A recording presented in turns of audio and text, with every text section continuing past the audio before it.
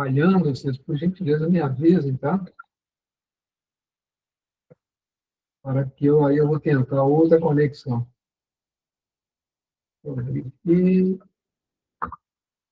céu, inferno. Opa. Deixa eu colocar aqui.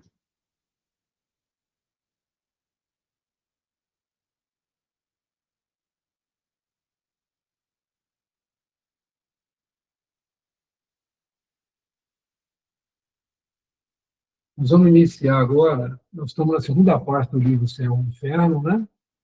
Nós já estudamos sobre os espíritos felizes, nós terminamos no final do ano os espíritos sofredores, agora nós vamos entrar no sofredor plus, né? Que são os suicidas, né? Então a gente pede sempre a Deus e a Jesus que nos inspire, que é um assunto bastante delicado, né? E esse livro é muito interessante, que Kardec ele aborda todas as situações que ocorrem, né, de uma maneira bem objetiva, que ocorre após a nosso passamento, né, nossa passagem para o mundo espiritual. Então, a gente vai entrar agora nesse capítulo, né, dessa parte. Vou pedir a Cláudia para fazer a leitura para nós, né? E fiquem à vontade, hoje agora não tem companheiro aqui do ping-pong, né? Não sei se o Genival topa fazer o ping-pong aí, a gente ir trocando ideia. Para essa parte agora. Só um minutinho. Deixa eu...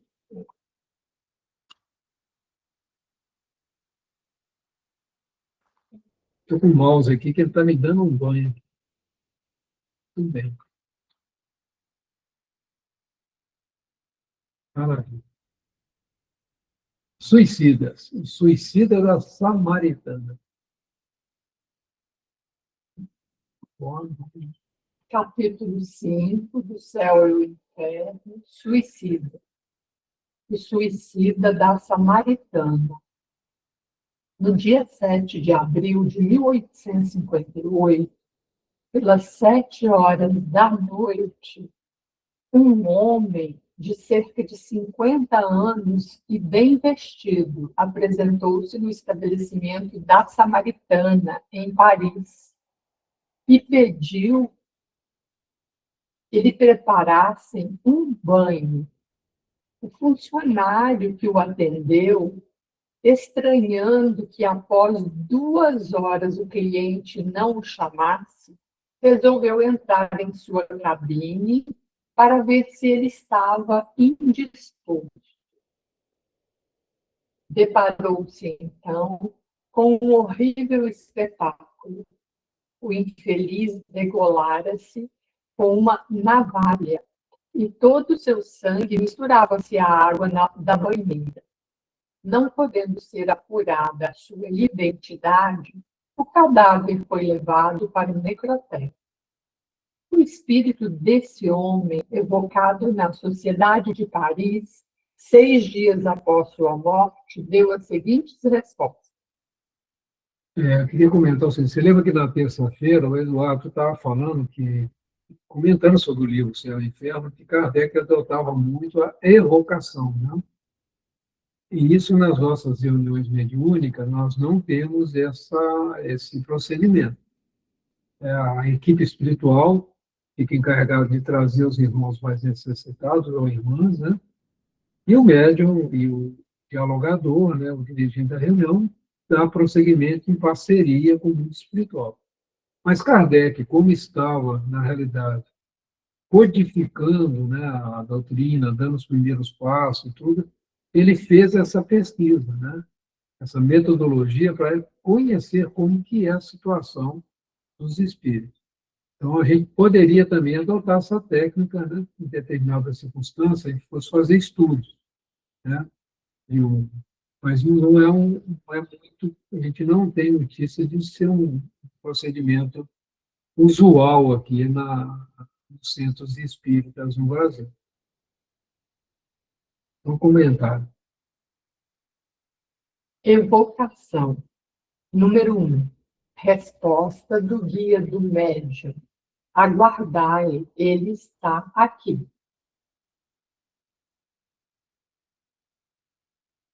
2. Onde se encontra o Senhor agora? Resposta: eu não sei. Dizei-me vós onde estou. 3. O Senhor está em uma reunião de pessoas que se ocupam de estudos espíritas e lhes são benevolentes. Resposta: dizei-me se vivo, eu sufoco no caixão. Número 4. Quem o fez vir até nós? Resposta: senti-me aliviado. 5. Que motivo levou ao suicídio? Resposta: eu estou morto? Não, pois habito meu corpo. Não imaginais como sofro, eu sufoco. Que uma mão piedosa dê cabo à minha vida de uma vez. Sua alma, embora separada do corpo, ainda se encontra inteiramente mergulhada no que se poderia chamar turbilhão da matéria corporal. As ideias terrenas permanecem ainda vivas, a ponto de não se considerar morto. 6. Por que não deixou indício algum que permitisse ser reconhecido? Resposta: estou abandonado. Fugi do sofrimento para encontrar a tortura. 7. Tem ainda os mesmos motivos para permanecer incógnito? Resposta: sim.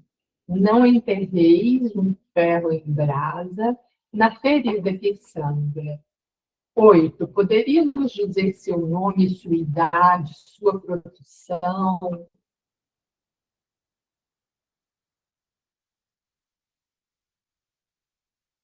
Ou do... Não, de modo algum. 9. Tinha o senhor uma família, esposo, filhos? Resposta: estava abandonado. Ser algum me amava.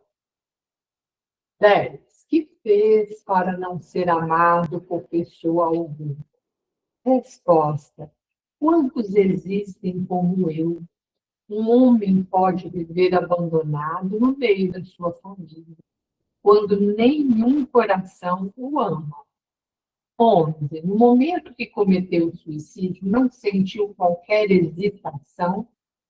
Resposta: eu desejava ardentemente a morte. Esperava repousar. 12. Como a ideia do futuro não fez com que renunciasse ao projeto? Resposta: não acreditava mais no futuro. Não tinha mais esperança. O futuro é a esperança. 13. Que reflexões fez ao sentir que se lhe extinguia a vida? Resposta: não refleti, senti, mas minha vida não se extinguiu. Minha alma está ligada ao corpo. Eu sinto os vermes roendo. 14. Que sentimento experimentou no momento em que se completou a morte? Resposta: completou-se a minha morte? 15. Foi doloroso o momento em que se lhe extinguia a vida? Resposta: menos doloroso do que depois. Apenas o corpo sofreu.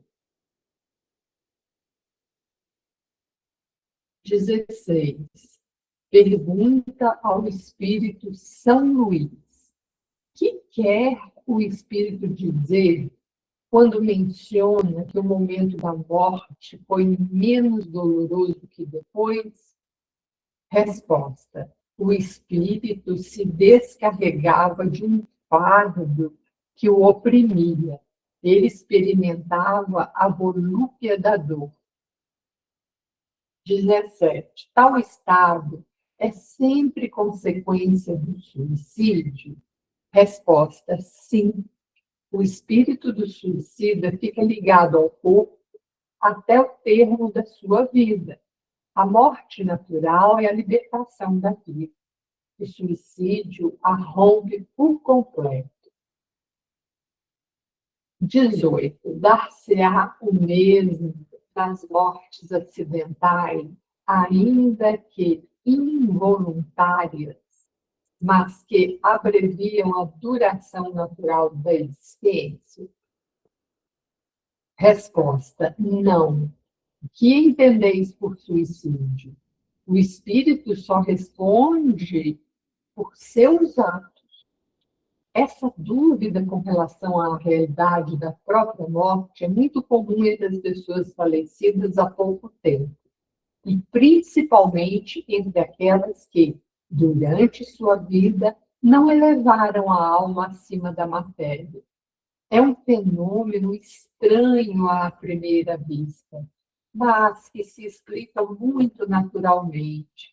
Se a uma pessoa colocada em estado de sonambulismo pela primeira vez perguntássemos se dorme, ela quase sempre responde que não, e sua resposta faz sentido. A pessoa que interroga é que não fez a pergunta correta, servindo-se de um termo impróprio.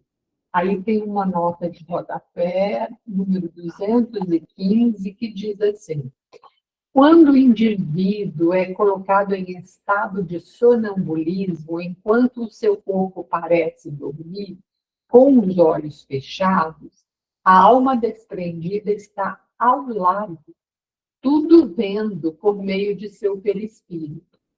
Por isso, quando o magnetizador pergunta se ele dorme, vendo os olhos de seu corpo fechados, o sonâmbulo responde que não. Kardec refere-se a um fenômeno clássico do magnetismo animal em seu tempo. Notas do editor. A ideia do sono, na nossa língua usual, está ligada à suspensão de todas as nossas faculdades sensoriais. Ora, o sonâmbulo que pensa, vê e sente, que tem a consciência da liberdade de seu intelecto, não se crê adormecido e, efetivamente, não dorme na acepção comum do termo. É por isso que responde não, até que esteja familiarizado com essa nova maneira de apreender o fato. O mesmo ocorre com um homem que acaba de morrer. Para ele, a morte seria o aniquilamento do ser. E tal como sonâmbulo, ele vê, sente e fala. Portanto, não se considera morto. Assim, alegando, até que tenha adquirido a compreensão do seu novo estado. Essa ilusão é sempre mais ou menos penosa, pois jamais é completa e porque gera no espírito uma certa ansiedade. No exemplo apresentado, constitui para o espírito um verdadeiro suplício, pela sensação dos vermes a roer-lhe o corpo, assim como por sua duração, que equivale ao tempo de vida que foi abreviado. Esse estado é frequente entre os suicidas, mas não se apresenta sempre em condições idênticas, variando, sobretudo, em duração e em intensidade, conforme as circunstâncias agravantes ou atenuantes da falta. E aí vem uma nota de rodapé 216, que diz assim: essa explicação corresponde ao item 6º do resumo da Lei da Justiça Divina, no capítulo 8º, que afirma: não há, em relação à natureza, a intensidade e a duração do castigo, nenhuma regra absoluta e uniforme. O castigo, segundo a lei moral, não é, como afirma o dogma da heteronomia, uma circunstância de sofrimento físico ou vicissitude que causam dor ou tristeza, mas sim uma sensação de infelicidade do espírito que varia de intensidade segundo seu grau de responsabilidade e consciência. Notas do editor. A sensação dos vermes e da decomposição do corpo não é exclusiva dos suicidas. Também é comum entre aqueles que viveram mais da vida material que da vida espiritual. Em princípio, não há falta que não seja punida, mas não há, contudo, uma regra uniforme e absoluta com relação aos meios de punição. Vamos voltar lá, esse depoimento, né? Essa situação, ela traz muita informação, né? Então, é muito interessante você imaginar a evocação de um espírito, de um suicida, né, gente? E por que eles invocaram, né? Evocaram. Eles evocaram porque ele era um anônimo, né? Eles estavam buscando saber de que se tratava, né? E, e é interessante que ele conseguiu, né, se comunicar. Eu devo ter tido, agora estou dando a minha opinião, ele deve ter tido um suporte espiritual muito grande ali em São Luís, né? Um espírito muito ilustre, a gente percebe a presença dele nos livros de Kardec, assim, bastante constante, né? No Evangelho do Espiritismo, no livro dos Médiuns, no livro Céu e Inferno, né? Nas revistas espíritas, tem bastante mensagem de São Luís. Se eu não me estou enganado, ele foi o rei Luís XIV, né, Genivaldo? Não sei se você tem memória disso. O São Luís foi o rei da França, Luís XIV. Não sei se estou fazendo confusão. O 15 eu tenho certeza que não. Não, ele foi antes. Acho que ele foi o rei Luís XII ou Luís XIII, que é o Luís o Piedoso. Foi na época das Cruzadas, né? 1200 e alguma coisa. Que ele, apesar de tudo, ele também foi arrastado numa das cruzadas, né? Foi naquela mesma que o São Francisco tentou interromper, né? Não, interessante. Eu teve contato com São Francisco também, né? Agora, eu não acabei não pesquisando sobre São Luís, mas é interessante dar uma olhadinha. Muito interessante. Muito bem. Agora, gente, você tem alguma pergunta, pessoal? Porque esse negócio é bastante instigante, né? Muito instigante esse depoimento desse suicida. Ele entra em contato, né? Ele não percebe, ele pergunta onde que ele está, ele não tem ideia, né? Onde que ele está, ele se sente sufocado no caixão, deve estar uma confusão na cabeça dele violenta, né? Eu Mas pesquisei como que aqui, levou o suicídio? Oi? é o rei Luís IX. Luís IX.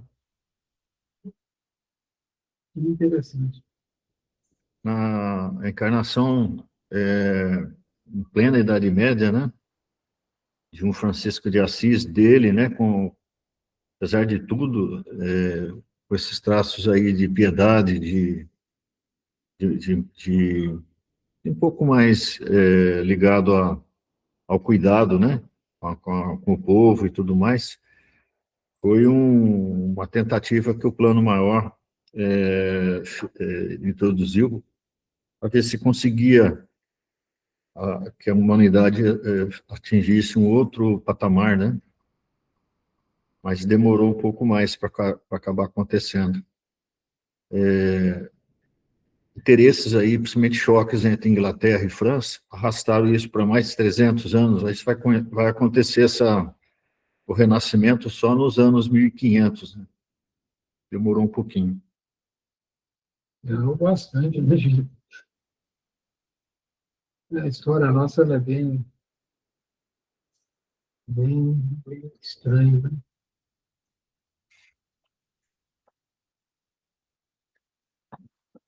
Muito bem. Agora, o interessante é que alguém dizem se vivo, eu sufoco. Quem fez o vir até nós? Sinto-me aliviado. Ele respondeu. Tem como um suicida, né?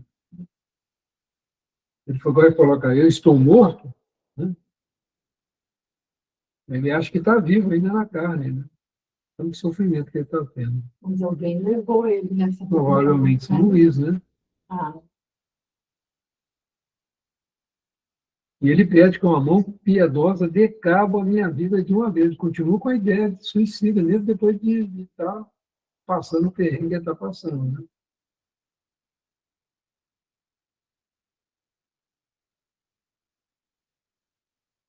Turbilhão da matéria. Nós estudamos no início da parte 2 do livro Sangue Fino a questão do passamento, né, gente? Ali é interessante a gente estudar capítulo 1, né, sobre o passamento. É importante para a gente compreender, né? Porque todos nós vamos passar por isso, todos nós vamos desencarnar, né? Então, que vantagem tem, enquanto carnado, da gente estar tendo esse conhecimento? Você já pararam para pensar nisso? Né? O Espiritismo tem um lado prático, gente. Está sendo dado muita dica para a gente, né? É interessante. Fugir do sofrimento para encontrar a tortura. Isso é uma situação, vamos dizer assim, usual, né, de quem pratica a desistência para a vida, né? E é importante a gente lembrar do suicídio involuntário que nós tivemos notícia no livro Nosso Lar, né, gente? Então, muitos de nós, com, guardar no coração tramações, mágoas e tudo, a gente entra em processo de suicídio involuntário. A gente, quando tem esse tipo de atitude, é muito sério, né?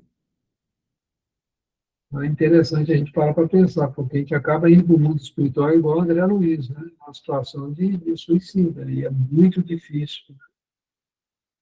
Então, é interessante a gente estudar isso aí também como um manual prático, realmente, para a nossa vida de encarnado.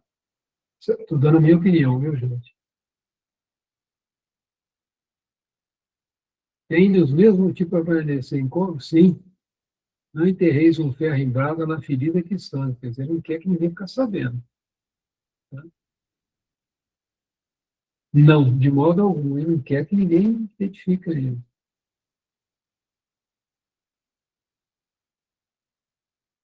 Aí coloca uma coisa, o homem pode viver abandonado no meio da sua família quando nenhum coração o ama. Você viu que naquela mensagem anterior que nós estudamos nas cartas de Paulo, a gente sempre coloca o problema do lado externo, né?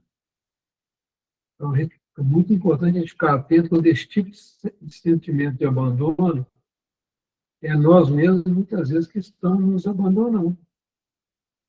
Quando a gente quer que as pessoas agem com a gente sob um determinado padrão, a gente quer impor a nossa maneira de pensar, a gente cria esse processo de solidão. A gente não procura se adaptar, né? E acaba ficando sozinho. Quem quer conviver com a pessoa espinhenta?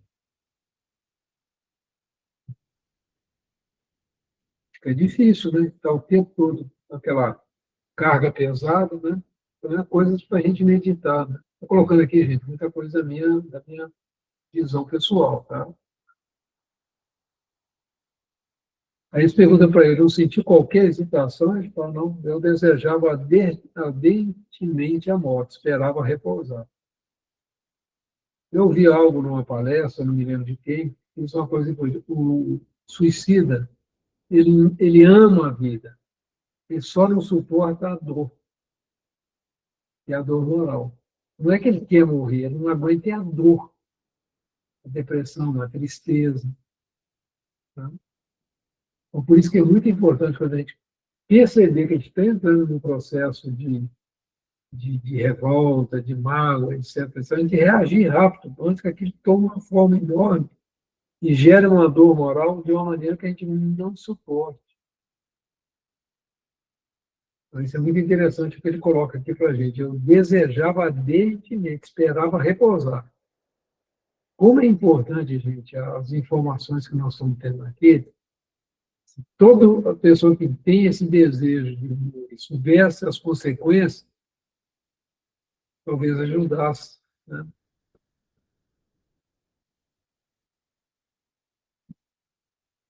Não acreditava mais no futuro, não tinha mais esperança. O futuro é esperança. A questão da eutanásia é um negócio muito sério, né? Já tem país que tem leis para isso. A eutanásia é o seguinte, a pessoa não acredita que tem nada depois, não acredita no futuro, então para ele é natural, em vez de ficar sofrendo com câncer, terminal, dor e tudo, ele acha natural o processo da eutanásia, uma morte tranquila, né?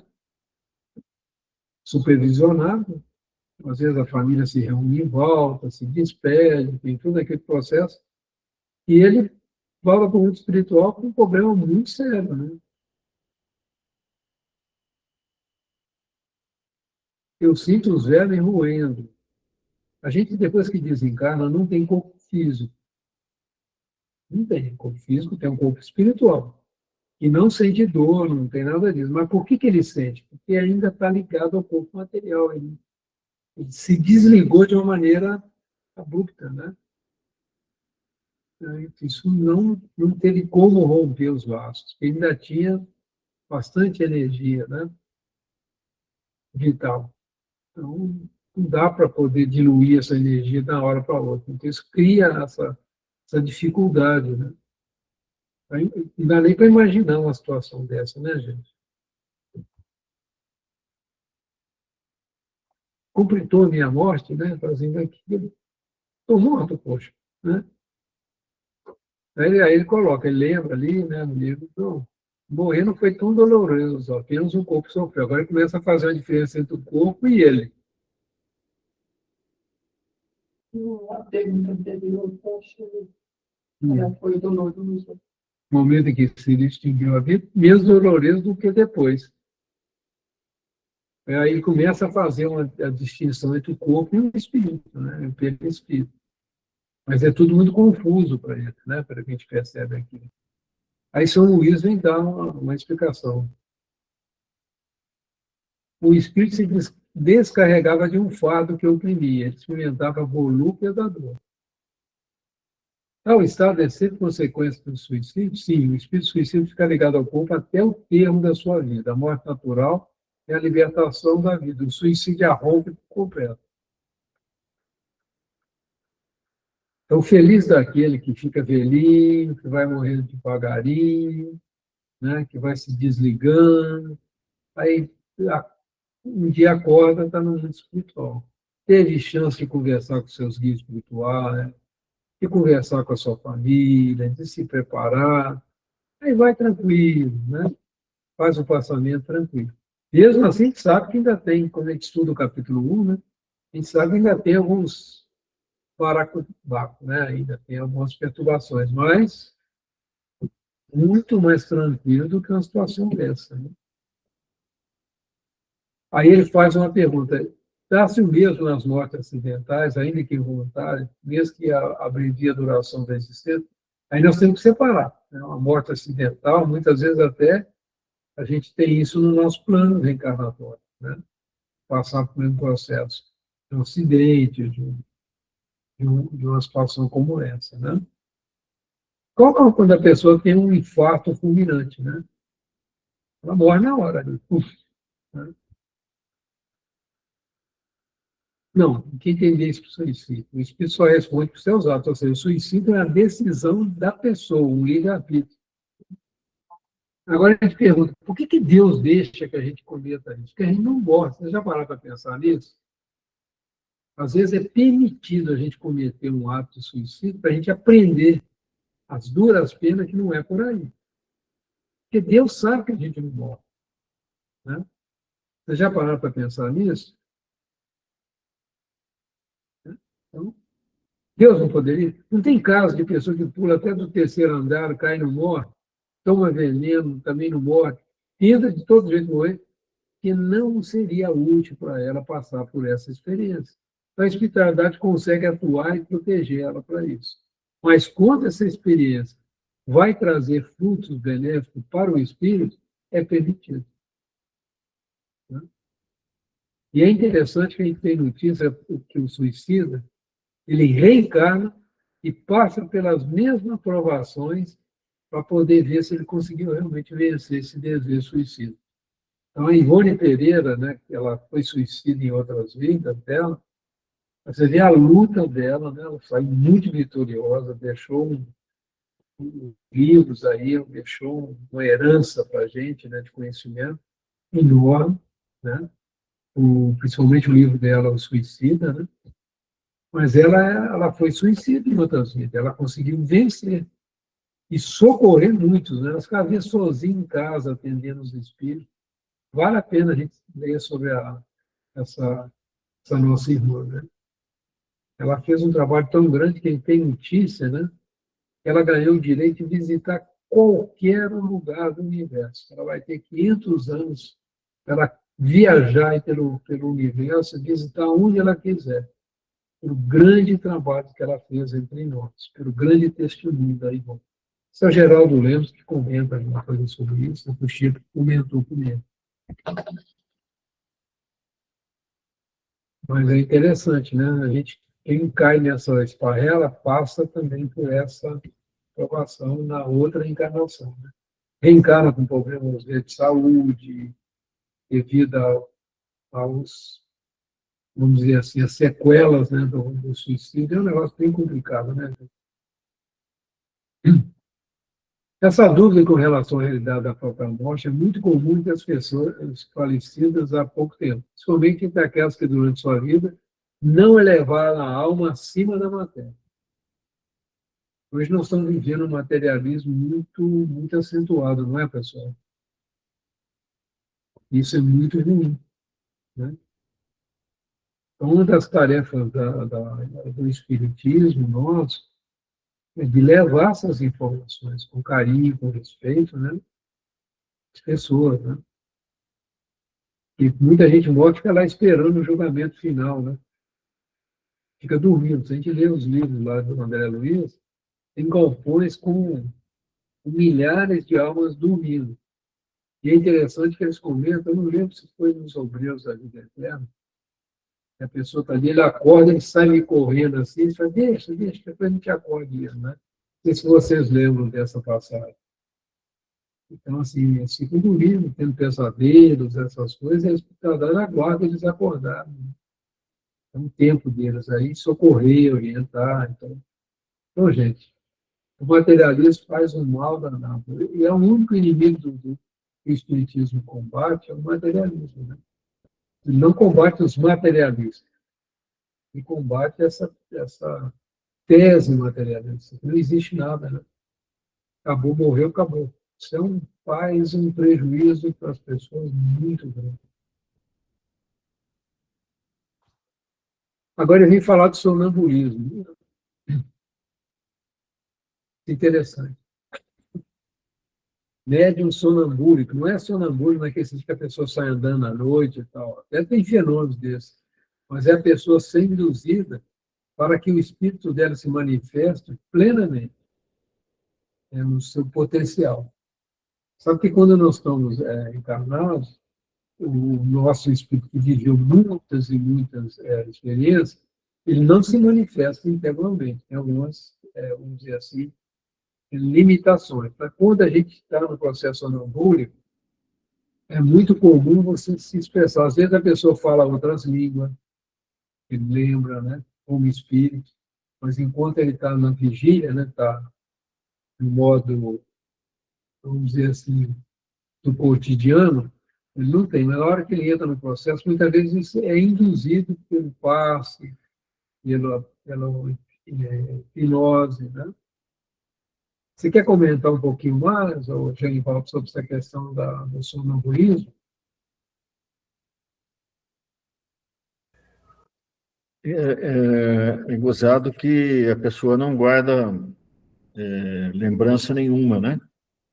Você pode estar vendo ao lado ali, e muitas vezes quando acorda, diferente do sonho, do sono, né, do sonho, não guarda memória nenhuma, apesar de ter sido mais intenso e tudo mais.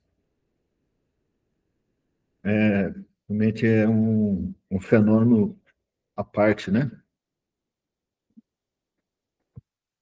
É interessante que quando a gente dorme, né? E o espírito ele pode sair, né, e participar de cursos, né? A gente vê isso nos livros de André Luiz, né? Então, por isso que é muito importante a gente se preparar para dormir. Senão, às vezes, a gente vai para lugares não muito bons, né? Ou, às vezes, nem sai, né? Fica ali pertinho do corpo. É muito comum também a pessoa nem se mover. Ela se desliga ali do corpo durante o sono físico, né? Mas tem medo, fica ali, grudadinho no corpo. A gente tem casos, né, a pessoa dormia, mas ela tinha um trabalho com a equipe do André Luiz, né? Aí eles tinham que ir lá buscar a pessoa, né?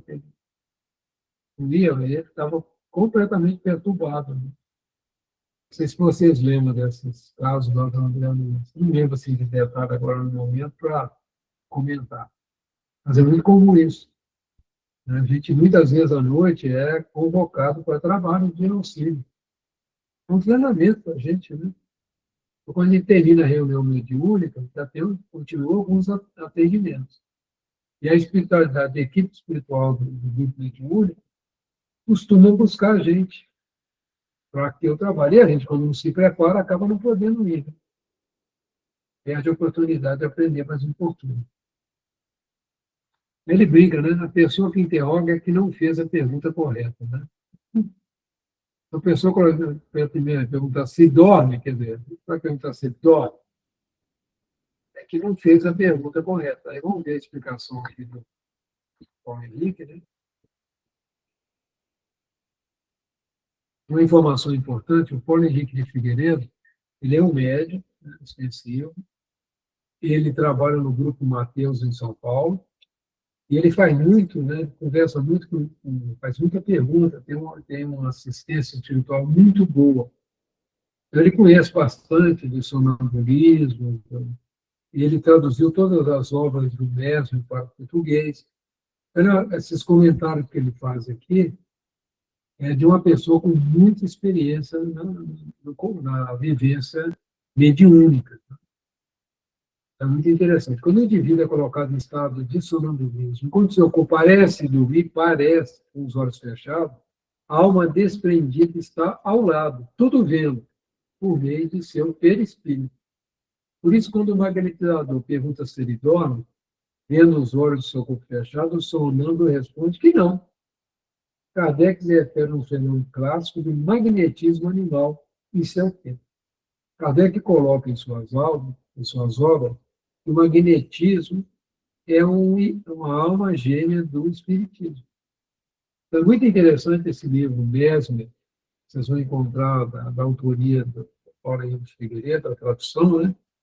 É um livro que nós, espíritas, principalmente quem trabalha no passe, trabalha em reunião mediúnica, seria muito interessante de ser lido e estudado. Viu, gente? Se quiser. É um livro meio, vamos dizer assim, é igual estudar anatomia, estudar física, é um estudo realmente que exige, né, dedicação para que a gente possa tirar proveito dele. E lembrando que o Genivaldo comentou, né, quando o espírito volta à vigília, né, estado normal, ele não lembra. Né? Porque o cérebro, gente, ele não consegue, por exemplo, por que a gente tem dificuldade de lembrar como foi a nossa vivência espiritual enquanto dormimos? Nós não temos memória suficiente para receber todo o recado.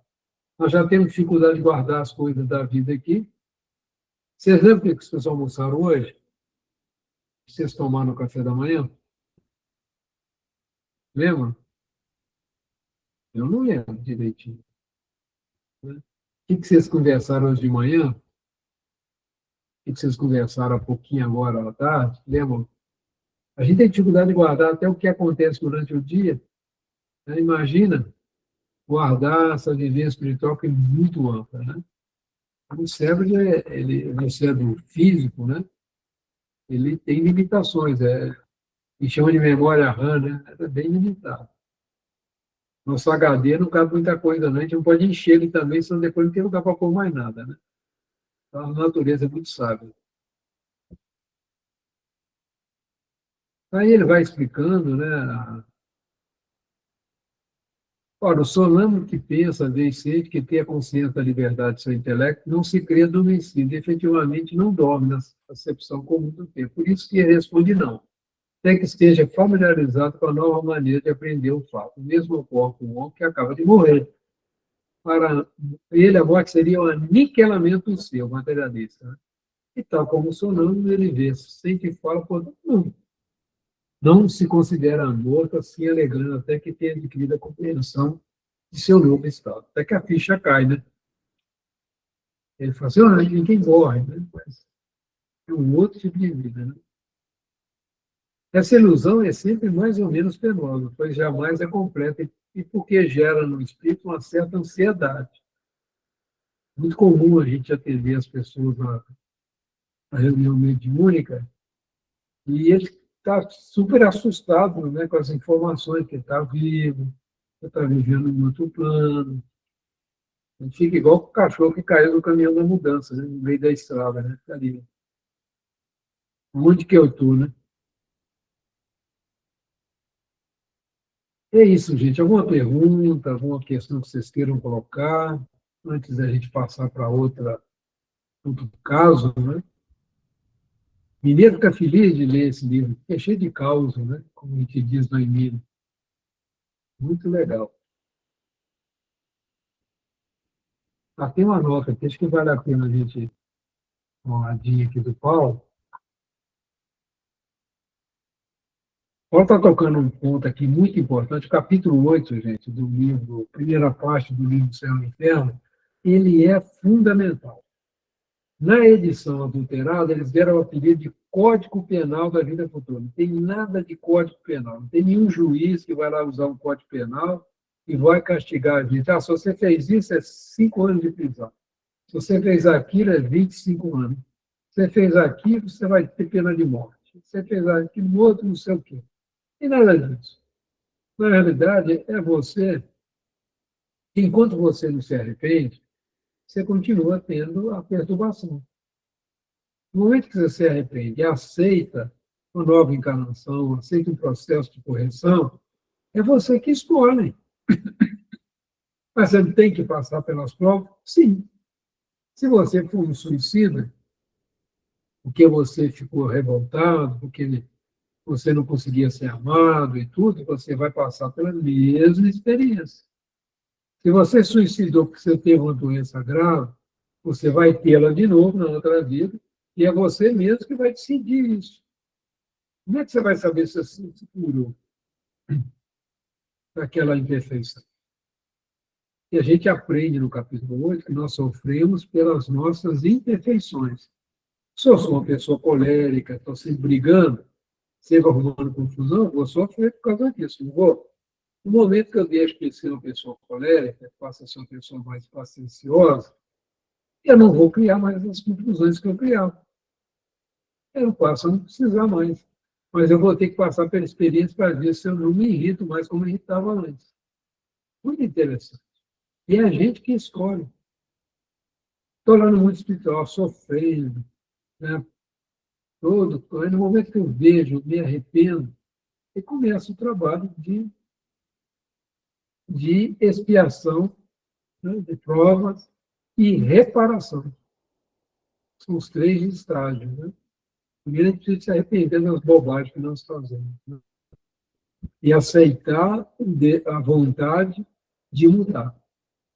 É muito importante a gente entender as potências da nossa alma, né? A vontade. Nós temos instintos primários no nosso corpo. Mas nós temos, depois que nós passamos a ser um homem que sabe, homem sapiens, nós ganhamos a capacidade de vontade, de imaginação, de escolha. Agora, a gente pode escolher corrigir as nossas imperfeições. Podemos buscar ser pessoas mais pacientes, mais benevolentes, mais indulgentes. Isso é escolha nossa. Nós é que precisamos fazer essa escolha. Ninguém vai conseguir fazer isso por nós. É disso que ele está falando. Então, o castigo nasce da nossa teimosia. É isso que o Paulo está chamando a atenção da gente. Tem castigo? Tem, claro. E é nós mesmos que traçamos esse castigo. Olha que negócio danado. E normalmente a gente acaba acreditando que tem mais força do que a gente realmente tem. Por isso que a gente fica reclamando de Deus. Isso acontece comigo. Deus não olha para mim. Né? Muito interessante a gente meditar sobre isso. Uma pergunta, pessoal, vocês estão tudo caladinho, tranquilo? Em geral, nós precisamos fazer o processo de ping-pong, viu, companheiro? A turma aí fala pouquinho. Muito bem. Vamos fazer a leitura do o Pai do Alistado, aí semana que vem a gente entra no miudinho dela, vou pedir a Cláudia para ler, tá? E a gente deixa para a semana que vem fazer o miudinho dela. O Pai do Alistado. O pai do Alistado. No início da Guerra da Itália, em 1859, um comerciante de Paris e pai de família, desfrutando da estima geral de seus vizinhos, tinha um filho único que havia sido sorteado para o serviço militar. Impossibilitado de dispensá-lo daquele serviço, por sua posição, o comerciante teve a ideia de suicidar-se, a fim de assim isentá-lo, uma vez que se tornaria ele o filho único de mãe viúva. Um ano após sua morte, foi evocado na Sociedade de Paris a pedido de uma pessoa que o conhecera e desejava saber de sua sorte no mundo espiritual. Ao Espírito São Luís. Poderia dizer-nos se podemos fazer a evocação do homem de quem acabamos de falar?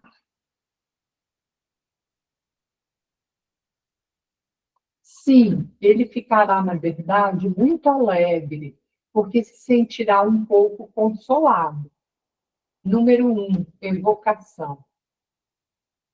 Resposta. Oh, obrigado, sofro muito, mas é justo. Ele há de me perdoar contudo. O espírito escreve com grande dificuldade. As letras são irregulares e mal desenhadas. Após a palavra mas, ele para, tentando em vão escrever, e fazendo apenas alguns traços indecifráveis e pontos. É evidente que é a palavra de Deus que ele não conseguiu escrever. 2, poderia preencher a lacuna deixada?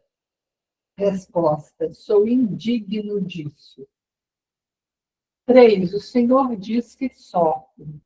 Sem dúvida compreende que errou ao cometer suicídio, mas o motivo que o levou a tal ato não mereceu qualquer indulgência? Resposta, minha punição será menos longa, mas a ação não deixa por isso de ser má. 4, poderia descrever-nos a punição que ora sofre? Resposta, sofro duplamente, em minha alma e em meu corpo. Sofro neste último, no corpo, né?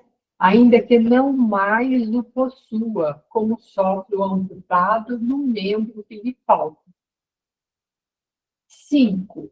Sua ação teve como único motivo seu filho? Não teve, então, nenhuma outra causa?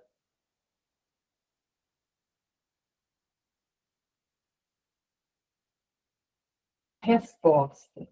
Guiou-me somente o amor paternal. Guiou-me mal, no entanto. Por esse motivo, minha pena será abreviada. 6. Pode prever o fim do seu sofrimento? Resposta. Não sei quando terão um fim, mas tenho certeza de que um dia chegará, o que é um alívio para mim. 7. Há pouco o Senhor não conseguiu escrever a palavra Deus. No entanto, temos visto espíritos muito sofredores escrevê-la.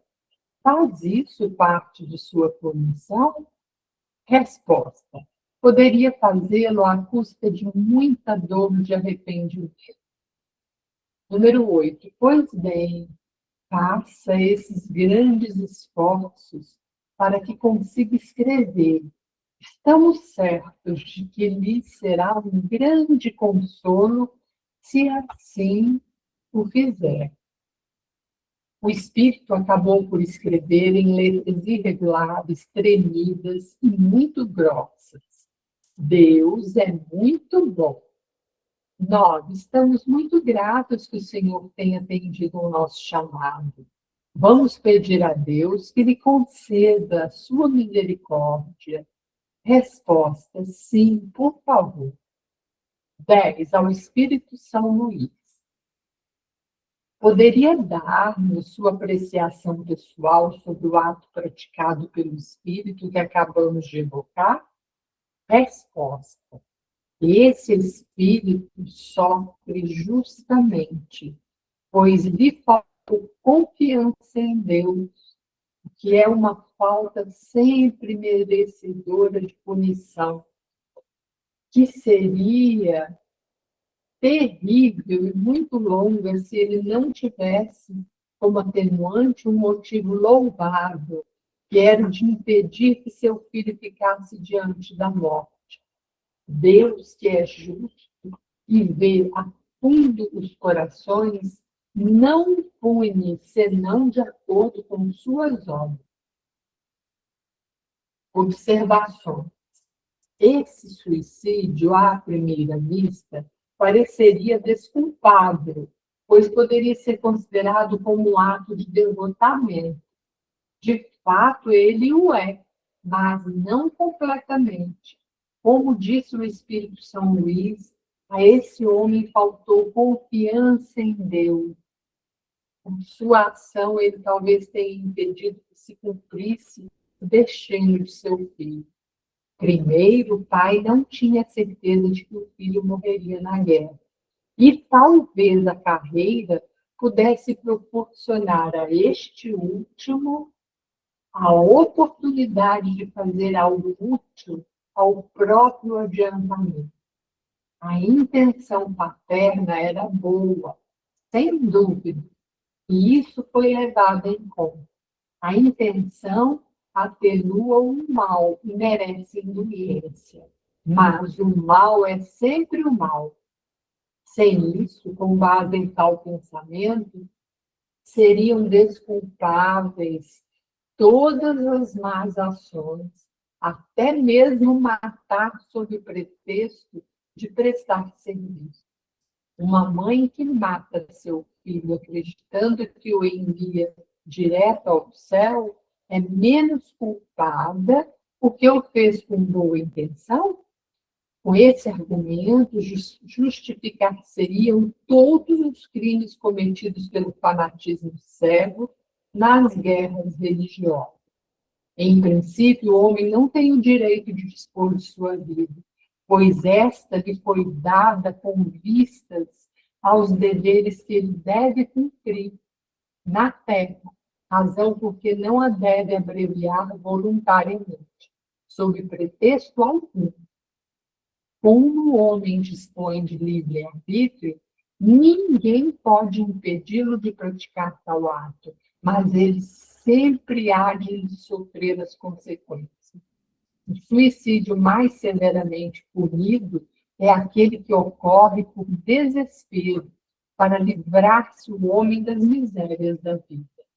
Fugir delas, que são ao mesmo tempo provas e expiações, é recuar diante da tarefa que se aceitara e, por vezes, até mesmo recuar diante de uma missão que se deveria cumprir. O suicídio não consiste apenas no ato voluntário que produz a morte instantânea, mas também em tudo aquilo que se faz com conhecimento de causa e que leve prematuramente à extinção das forças vitais.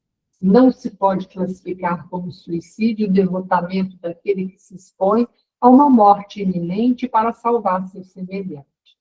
Primeiro, porque não há, nesse caso, nenhuma intenção premeditada de fugir da vida.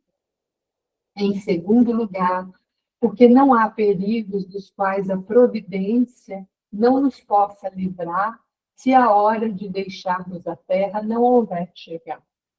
A morte em tais circunstâncias é um sacrifício meritório, representando um ato de abnegação em proveito de outro. Ver o Evangelho segundo o Espiritismo, capítulo 5º, item 5, página 53, 65 a 67. Capítulo 5. É importante. Se devemos. Nós ficamos aqui no Pai do Alistado, né? Então, semana que vem a gente entra no meio-dia. Alguém gostaria de fazer a oração?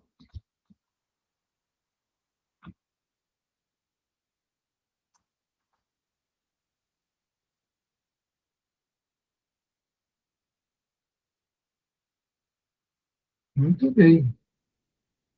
Primeiro de tudo, gente, vamos agradecer a Jesus, né, mais uma vez, por essa noite, onde nós estivemos estudando as cartas de Paulo aos Romanos, né?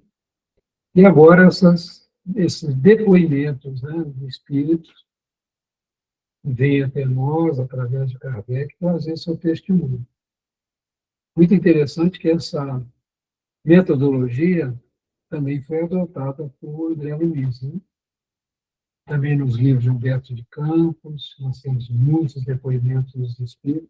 São coisas que nos ajudam muito, né? No livro Boa Nova, em Escolhas Fantásticas, né? No livro do Neo Lúcio, Jesus no Lar, né? São bastante depoimentos de evidências muito positivas e tudo. E a gente possa tirar bastante proveito dessas informações que nos chegam, né? Essa caridade que a espiritualidade tem conosco. Agradecemos Jesus e desejamos a todos final de semana de muita luz, de muita paz, e possamos cada vez mais fazer de nossas vidas uma oração de paz e de amor e de serviço ao nosso próximo. E assim oramos, Senhor, em agradecimento. Pai nosso, que estás nos céus, santificado seja o teu nome. Venha a nós o teu reino, seja feita a tua vontade, assim na terra como nos céus. O pão nosso de cada dia dai-nos hoje, perdoe, Pai, as nossas dívidas, perdoe, Pai, as nossas ofensas, na medida que nós vamos perdoando aos nossos ofensores e devedores. E, Pai, não nos deixes cair em tentação, e livra-nos, Senhor, de todo mal, que assim seja. Da paz, pessoal. Vou desligar aqui a gravação. Boa noite. Beleza? Boa noite.